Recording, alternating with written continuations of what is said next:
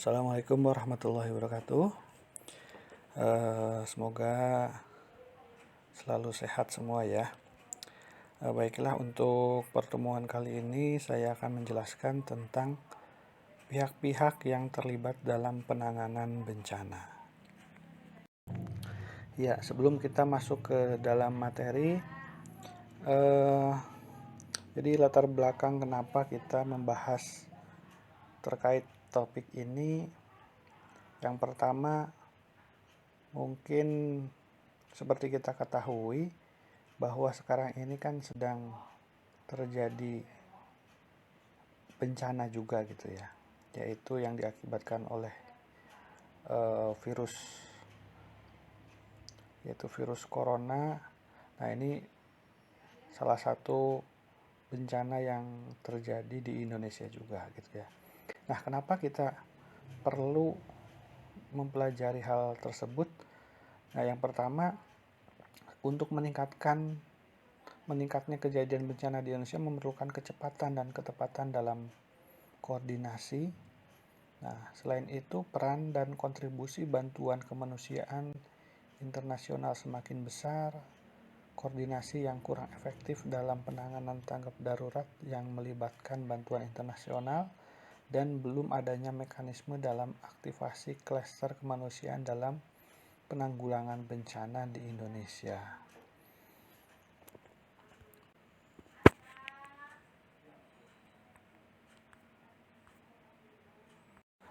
Apa sih bencana itu? Bencana menurut Undang-Undang Nomor 24 Tahun 2007 merupakan peristiwa atau rangkaian peristiwa yang mengancam dan mengganggu kehidupan dalam penghidupan masyarakat yang disebabkan baik faktor alam, non-alam maupun manusia, sehingga menyebabkan timbulnya korban jiwa, kerusakan lingkungan, kerugian harta benda, dan dampak psikologis. Nah, jadi bencana itu memang merugikan bagi seluruh masyarakat yang ada di lingkungan yang terjadi dampak bencana. Menurut Undang-Undang Nomor 24 Tahun 2007 tentang bencana, ini dibagi menjadi 3, yaitu bencana alam, bencana non-alam, dan bencana sosial. Nah, di mana bencana alam ini ada gempa bumi, tsunami, gunung meletus, banjir, kekeringan, angin topan, dan tanah longsor. Sedangkan bencana non-alam di sini ada gagal teknologi, gagal modernisasi, epidemi, wabah penyakit. Nah, ini yang sekarang ini juga termasuk bencana non-alam gitu ya. Yang sedang kita alami saat ini termasuknya bencana non-alam, yaitu wabah penyakit gitu ya. Nah, selanjutnya bencana sosial. Di sini ada konflik sosial antar kelompok, antar masyarakat gitu ya. Terus ada teror juga. Nah, sedangkan berdasarkan jenisnya dibagi 3, yaitu alam, non-alam, dan konflik sosial. Nah, sedangkan berdasarkan terjadinya ada yang perlahan, mendadak. Nah, ini ada 2 itu ya.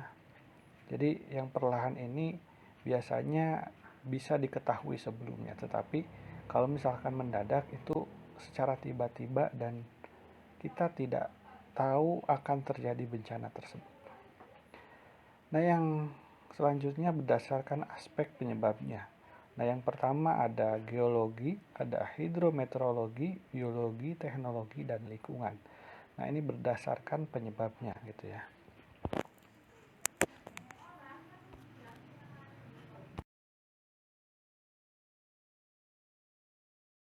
Inilah kondisi tektonik di Indonesia, di mana wilayah Indonesia ini terbentuk dari 3 pertemuan lempeng tektonik di dunia gitu ya. Di dunia sendiri ada 13 lempeng tektonik. Di antaranya 3 yang ada di Indonesia, yaitu ada lempeng Indo-Australia, terus dari barat ada lempeng Pasifik, dan dari utara ada lempeng Eurasia. Nah, dari hasil pertemuan 3 lempeng ini dihasilkan lempeng tektonik yang dilihat bisa dilihat itu yang garis merah. Nah, yang merupakan deretan ataupun gunung-gunung api gitu yang bisa menyebabkan gempa. Nah, jadi memang wilayah Indonesia ini merupakan wilayah rawan gempa bumi gitu ya, karena ya itu tadi terjadi ataupun melalui pertemuan tiga lempeng yang menyebabkan adanya lempeng tektonik itu dan merupakan deretan gunung api gitu ya.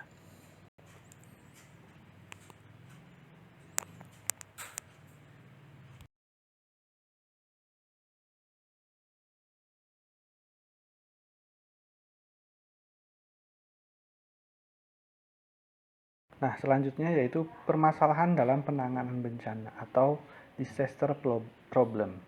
Nah, jadi dalam keadaan bencana di sini banyak permasalahan yang terjadi gitu ya. Karena yang pertama unprepared. Jadi kurang persiapan gitu ya. Nah, yang namanya bencana ini kan tidak bisa diprediksi kapan terjadi dan kapan mulainya. Jadinya biasanya pemerintah ataupun kita itu tidak bisa mempersiapkan ketika adanya bencana. Contohnya sekarang ini ketika terjadi wabah, banyak permasalahan-permasalahan yang terjadi karena yaitu tidak dipersiapkan dari jauh-jauh hari. Nah, yang kedua, tidak didahului adanya pemberitahuan. Nah, ini juga yang menyebabkan kurangnya persiapan gitu ya ketika menghadapi sebuah bencana. Selanjutnya adanya risiko bagi petugas. Nah, ini terutama bencana pada saat ini pasti sangat-sangat berisiko terkait petugas kesehatan gitu ya. Nah, seperti kita ketahui banyak sekali petugas kesehatan baik dokter, perawat yang gugur gitu ya dalam memerangi wabah yang sekarang ini terjadi. Nah, selanjutnya tidak ada sistem pelaporan yang baik. Nah, ini sebenarnya pelaporan ini sangat penting gitu ya. Jadi seperti kita ketahui pada wabah saat ini pun mungkin yang dilaporkan ini hanya sebagian kecil dari permasalahan yang ada. Padahal di daerah-daerah ini banyak sekali peristiwa yang mungkin lebih besar dari apa yang dilaporkan oleh pemerintah pada saat ini. Nah, yang selanjutnya tidak terdapatnya informasi yang jelas, ini juga sebuah permasalahan yang sering terjadi, dan komunikasi yang buruk. Nah, itulah beberapa permasalahan dalam penanganan bencana yang sering terjadi di Indonesia ataupun ketika terjadi bencana apapun. Selanjutnya manajemen bencana. Manajemen bencana memiliki permasalahan yang kompleks. Kenapa? Nah, yang pertama terdapat variasi dari jenis ancaman yang terjadi. Nah, variasi ancaman yang terjadi ini biasanya setiap wilayah berbeda-beda gitu ya. Contohnya di Banyumas sendiri karena adanya Gunung Slamet ini ya ancamannya berupa letusan gunung berapi gitu ya. Mungkin di daerah lain ancamannya berupa tanah longsor ataupun banjir ataupun yang lainnya. Nah, yang kedua yaitu keadaan geografi dan luas daerah bencana. Nah, ini juga menentukan seberapa kompleksnya permasalahan dalam keadaan bencana. Yang ketiga adanya keragaman budaya, adat istiadat setempat. Ini pun menjadi salah satu permasalahan dalam penanganan ataupun manajemen bencana yang ada di Indonesia sendiri. Nah, yang terakhir yaitu distribusi populasi yang tidak merata. Nah, distribusi fasilitas kesehatan terutama ini yang menentukan bagaimana pemecahan masalah terhadap bencana yang terjadi, terutama fasilitas kesehatan itu sangat penting ketika terjadinya bencana. Ketika fasilitas kesehatan yang minim, otomatis penanganan masalah-masalah pasca bencana ini akan sulit ditangani oleh daerah tersebut karena ya minimnya fasilitas kesehatan tersebut. Dalam keadaan bencana, jadi pihak-pihak yang terlibat dalam penanganan bencana itu semua pihak gitu ya, yaitu kerjasama dalam lintas sektoral gitu ya. Kebutuhan organisasi dan kerjasama lintas sektoral sesuai analisis kebutuhan pada setiap tahap penanganan. Nah, di sini baik pada saat bencana, pasca bencana, dan pra bencana ataupun saat setelah terjadi bencana tersebut gitu ya. Nah, ini ada tugas masing-masing ataupun tugas pembagiannya di setiap sektor, baik kesehatan mungkin ataupun yang lainnya.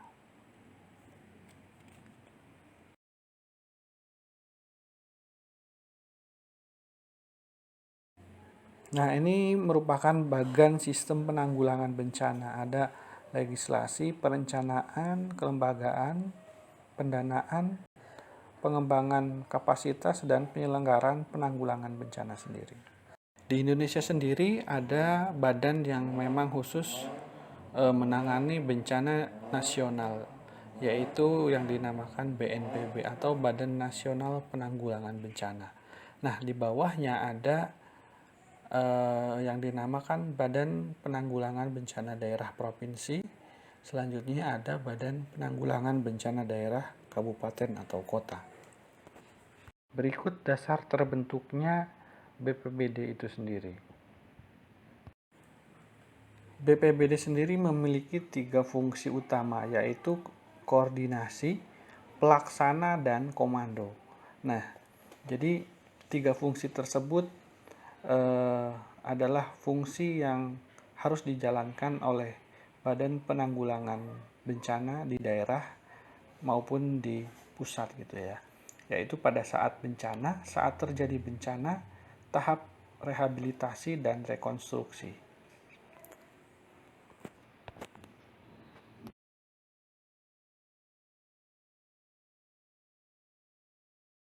Nah, berikut adalah struktur organisasi biasanya dalam tanggap darurat bencana.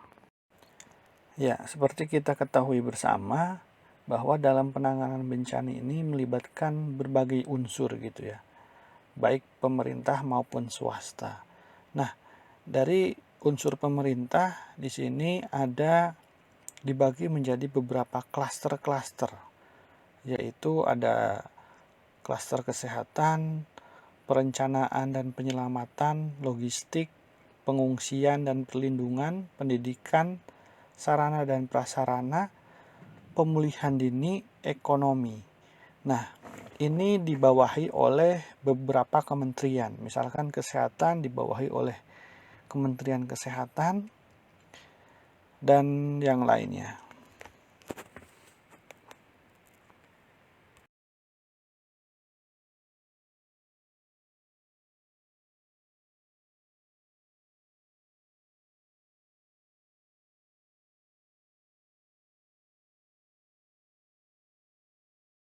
Nah, tadi sudah kita sebutkan terkait beberapa klaster gitu ya. Nah, yang pertama klaster kesehatan. Nah, di sini kegiatan utama yang dilakukan yaitu identifikasi korban, kesehatan, dampak psikososial dan juga kualitas gizi dan air serta sanitarian. Nah, ini dikoordinatori oleh Kementerian Kesehatan gitu ya. Nah, yang kedua yaitu pencarian dan penyelamatan itu oleh Basarnas, ada logistik oleh Kementerian Sosial dan yang lainnya. Yang keempat yaitu pengungsian dan perlindungan, ini dipegang oleh Kementerian Sosial juga. Terus ada pendidikan yaitu oleh Kementerian Pendidikan dan Kebudayaan, sarana dan prasarana oleh Kementerian Pekerjaan Umum. Yang selanjutnya ekonomi yaitu oleh Kementerian Pertanian dan Kementerian Koperasi dan UKM. serta pemulihan dini. Nah, ini gabungan dari keseluruhan klaster atau kementerian untuk pemulihan ataupun pengembalian secara keseluruhan dari permasalahan-permasalahan bencana yang terjadi, baik dari segi kesehatan, pendidikan, sarana prasarana, ekonomi, dan yang lainnya.